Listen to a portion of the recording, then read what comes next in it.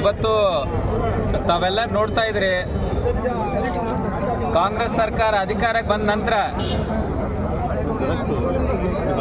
ಇವತ್ತು ನಮ್ಮ ಕಂಪ್ಲಿ ಹಾಗೂ ಕುರುಗೋಡು ರೈತರನ್ನ ಬೀದಿಗೆ ತರಂತ ಕೆಲಸ ಇವತ್ತು ಕಾಂಗ್ರೆಸ್ ಸರ್ಕಾರ ಹಾಗೂ ಈ ಭಾಗದ ಶಾಸಕರಾದಂಥ ಗಣೇಶ್ ಅವರು ಮಾಡಿದ್ದಾರೆ.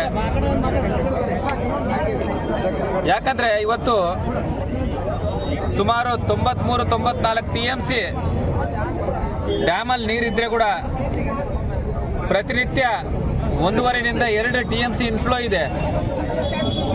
ಆದರೆ ಕೂಡ ರೈತರಿಗೆ ಸರಿಯಾಗಿ ನೀರು ಬಿಡೋಕ್ಕಾಗ್ತಾ ಇಲ್ಲ. ಇವತ್ತು ನಮ್ಮ ಸರ್ಕಾರ, ಭಾರತೀಯ ಜನತಾ ಪಾರ್ಟಿ ಸರ್ಕಾರ ಅಧಿಕಾರದಲ್ಲಿದ್ದಂಥ ಸಂದರ್ಭದಲ್ಲಿ ನಮ್ಮ ಸೋದರ ಮಾವಾದಂಥ ಶ್ರೀರಾಮುಲು ಸರ್ ಅವರು ಜಿಲ್ಲಾ ಉಸ್ತುವಾರಿ ಮಂತ್ರಿ ಇದ್ದಂಥ ಟೈಮಲ್ಲಿ ಸುಮಾರು 40-45 TMC ಇದ್ದಂಥ ಸಂದರ್ಭದಲ್ಲಿ ಕೂಡ ರೈತರಿಗೆ ಯಾವುದೇ ರೀತಿಯಲ್ಲಿ ತೊಂದರೆ ಆಗಲಾರ್ದಂಗೆ ನಾವು ಕುಡಿಯೋ ನೀರಿಗೆ, ಅದೇ ರೀತಿಯಾಗಿ ರೈತರಿಗೆ ಗದ್ದೆಗಳಿಗೆ ನೀರು ಕೊಡೋಂಥ ಕೆಲಸ ನಮ್ಮ ಭಾರತೀಯ ಜನತಾ ಪಾರ್ಟಿ ಸರ್ಕಾರದಿಂದ ಮಾಡಿದ್ವಿ. ಇವತ್ತು ಸುಮಾರು ಡ್ಯಾಮ್ ತುಂಬಿದೆ, 93 TMC ಇದ್ದರೆ ಕೂಡ ಇವತ್ತಿಂದ ಸಂದರ್ಭದಲ್ಲಿ ಕೂಡ ರೈತರಿಗೆ ನೀರು ಕೊಡೋಕ್ಕಾಗ್ತಾ ಇಲ್ಲಂದರೆ ಶಾಸಕರಾಗಿರ್ಬೋದು, ಜಿಲ್ಲಾ ಉಸ್ತುವಾರಿ ಮಂತ್ರಿಗಳಾಗಿರ್ಬೋದು, ಸರ್ಕಾರ ಆಗಿರ್ಬೋದು, ಏನು ಮಾಡ್ತಾ ಇದ್ದಾರೆ ನಮಗೆ ಗೊತ್ತಾಗ್ತಾ ಇಲ್ಲ.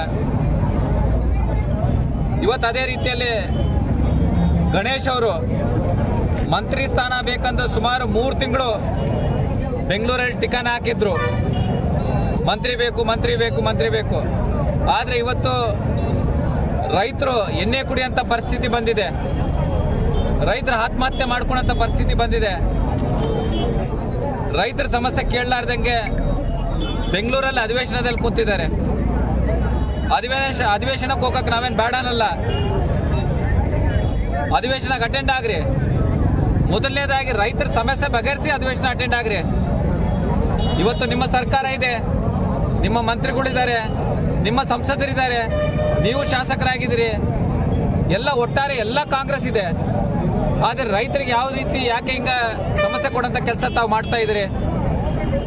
ಇವತ್ತು ನಾವು ಒಂದೇ ಪತ್ರಿಕಾ ಮಾಧ್ಯಮ ಮುಖಾಂತರ ನಾವು ಹೇಳಲಿಕ್ಕೆ ಬಯಸ್ತೀವಿ, ಇನ್ನು 1-2 ದಿವಸ ಒಳಗೆ ನಮ್ಮ ರೈತರಿಗೆ ಸರಿಯಾಗಿ ನೀರು ಕೊಡೋಂಥ ಪ್ರಯತ್ನ ನೀವು ಮಾಡಿಲ್ಲ ಅಂದರೆ ಖಂಡಿತ ನಿಮ್ಮ ಮನೆ ಹಾಗೂ TV ಬೋರ್ಡ್ನ ಮುತ್ತಿಗೆ ಹಾಕಂಥ ಕೆಲಸ ನಾವು ಭಾರತೀಯ ಜನತಾ ಪಾರ್ಟಿ, ಅದೇ ರೀತಿಯಾಗಿ ಎಲ್ಲ ರೈತ ಬಾಂಧವಗಳ ಜೊತೆ ಸೇರಿ ನಾವು ಮುತ್ತಿಗೆ ಹಾಕಂಥ ಕೆಲಸ ಕೂಡ ನಾವು ಮಾಡ್ತೀವಿ.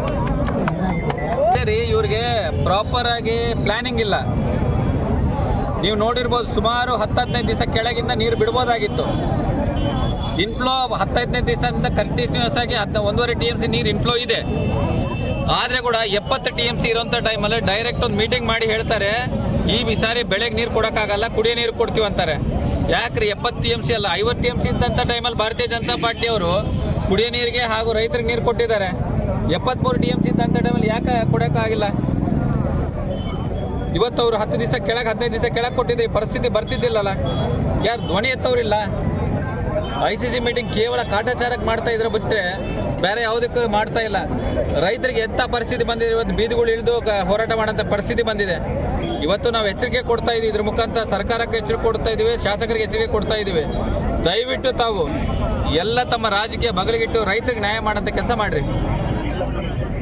ಸರ್, ಪ್ರತಿ ಬಾರಿನೂ ICC ಸಭೆನೂ ಬೆಂಗಳೂರಲ್ಲೇ ಮಾಡ್ತಿದ್ರು, ಈ ಬಾರಿ ಅಷ್ಟೇ ಮುನ್ರಾಬಾದಲ್ಲಿ ಮಾಡಿದ್ರು. ರೀ ಗಿಮಿಕ್ ರೀ ಇದು. ಇವತ್ತು ನಾವು ನೋಡ್ತೀವಿ, ಗಣೇಶ್ ಕೆನಾಲ್ ಮೇಲೆ ಹೋಗ್ತಾನೆ, ಒಂದು 3 ಥ್ರೆಡ್ ಹಾಕ್ತಾನೆ, ವಾಟ್ಸಪ್ ಫೇಸ್ಬುಕ್ ಅಲ್ಲಿ ಹಾಕ್ಬಿಡ್ತಾರಪ್ಪ ರೈತ ಗಣೇಶ್ ಬಂದು ನೀರು ಬಿಡ್ಸೇನಂತ.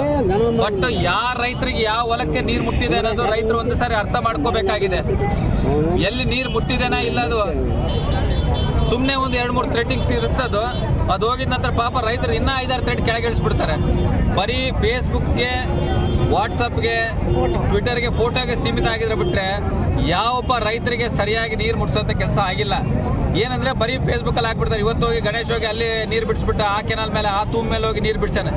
ಯಾವ ರೀತಿ ನೀವು ಒಂದು ಸಾರಿ ಅದನ್ನು ಕೇವಲ ಫೇಸ್ಬುಕ್ ಸೀಮಿತ ಆಗೋದಂತಲ್ಲ, ಯಾವ ತೂಮ್ಗೆ ನೀರು ಹೋಗ್ತವೆ ಆ ಭಾಗದಲ್ಲಿದ್ದಂಥ ರೈತರ ಜೊತೆಗೆ ಹೋಗಿ ನಾನು ಬರೋದು ಬೇಡ, ತಾವು ಮಾಧ್ಯಮದವ್ರು ಇದ್ದೀರಲ್ಲ, ತಾವೇ ಅಲ್ಲಿ ಹೋಗಿ ರೈತರಿಗೆ ಕೇಳ್ರಿ, ಅವರು ಆಗಿರೋಂಥ ಸಮಸ್ಯೆಗಳ ಬಗ್ಗೆ ತಮ್ಗೆ ತಿಳಿಸ್ತಾರೆ. ಸ್ಟೆಪ್ ಏನು ತೊಗೊತೀರಿ ಸರ್, ನಾವು ಇವತ್ತು ಅವ್ರ ಕಾಲಾವಕಾಶ ಕೊಟ್ಟಿದ್ದೀವಿ. ನಾವು ರೈತ ಮುಖಂಡರು ಸುಮಾರು ಪಕ್ಷಾತೀತವಾಗಿ ರೈತ ಮುಖಂಡರ ಜೊತೆಗೆ ಎಲ್ಲರ ಜೊತೆಗೆ ಮಾತಾಡ್ತಾ ಇದ್ದೀವಿ. ಅವರು ಈ ರೈತರು ಯಾವುದೇ ಒಂದು ಹೋರಾಟ ಹಮ್ಮಿಕೊಂಡ್ರೆ ಕೂಡ ಆ ಹೋರಾಟಕ್ಕೆ ಸಂಪೂರ್ಣವಾಗಿ ಬೆಂಬಲ ನಿಂದಿರ್ತೀವಿ. ರಾಜಕೀಯ ಬಗಲಿಗಿಟ್ಟು ರೈತರಿಗೆ ಅನುಕೂಲ ಮಾಡೋಂಥ ಕೆಲಸ ನಾವು ಮಾಡ್ತೀವಿ. ನಾನು ರಾತ್ರಿ ಮೀಟಿಂಗಲ್ಲಿ ಅಟೆಂಡ್ ಆಗಿದ್ದೀನಿ. ನೋಡ್ರಿ, ಇವಾಗ ST ನಿಗಮದಲ್ಲಿ ಆಗಿರೋಂಥ ಬಹುದೊಡ್ಡ ಹಗರಣ ಅದು. ಸಾಮಾನ್ಯವಾದಂಥ ಜನರಿಗೆ SC ಜನಾಂಗಕ್ಕೆ ಮುಟ್ಟಬೇಕಾಗಿದ್ದ ದುಡ್ಡು ಇವತ್ತು 187 ಕೋಟಿ ರೂಪಾಯಿ ನಾಗೇಂದ್ರ ಅವರು ಯಾವ ರೀತಿ ಉಪಯೋಗಿಸಿದ್ದಾರೆ ಅಂತ ತಮ್ಮೆಲ್ಲರಿಗೂ ಗೊತ್ತಿದೆ ಈಗಾಗಲೇ. ಇವತ್ತು ಕಾಂಗ್ರೆಸ್ ಅವರಿಗೆ ಯಾವುದೇ ಒಂದು ನೈತಿಕತೆ ಇದ್ದರೆ ಮೊದಲನೇದಾಗಿ ಅವ್ರು ರಾಜೀನಾಮೆ ಕೊಡಿಸೋಂಥ ಕೆಲಸ ಮಾಡಬೇಕಾಗಿದೆ.